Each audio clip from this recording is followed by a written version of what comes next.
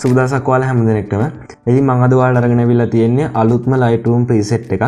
ඉතින් ඔයාලා පුළුවන් මේ preset එක download කරගෙන ඔයාලගේ photos වලට මේක පාවිච්චි කරන්න. ඉතින් preset එක download කරගන්න නම් ඔයාලා කරන්න තියෙන්නේ මේ වීඩියෝ එක සම්පූර්ණයෙන්ම බලන්න. ඊට පස්සේ ඔයාලට ඉලක්කම් 4ක් තියෙන password එකක් හොයාගන්න පුළුවන් වෙයි. ඉතින් මම ඒක card එකක් විදියට මේ වගේ උඩින් දාන්නම්. ඔයාලා පුළුවන් එතනින් ගිහිල්ලා password එක හොයාගෙන ඊට පස්සේ ඔයාලට ඕන කරන preset එක download කරගන්න. ඉතින් මම මේකේ description එකේ link එක දාලා තියෙනවා preset එක download කරගන්න. ඉතින් ඔයාලා පුළුවන් ඊට පස්සේ උඩ වැටෙන card වල තියෙන ඉලක්කම් 4ක password එක හොයාගන්න. පළවෙනිම ඉලක්කම් දෙකක් වෙයි. ඊට පස්සේ ඉතුරු ඉලක්කම් දෙක වීඩියෝ එකේ තවත් තැනකදී පෙන්නේ.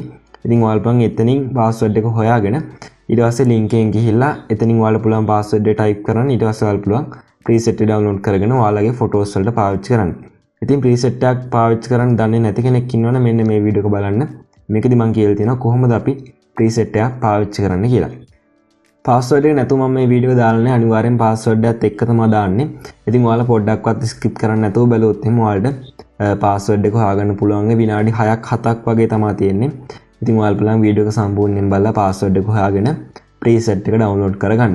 ඉතින් මෙතනින් ඉස්සරහට ඔයාලට preset එකේ editing process එක බලා ගන්න පුළුවන්. ඉතින් ඊට පස්සේ ඔයාලා පුළුවන් preset එක download කරගන්න. ඉතින් ඒ අනිවාර්යෙන්ම preset එක download කරගෙන අනිවාර්යෙන්ම try කරලා බලන්න.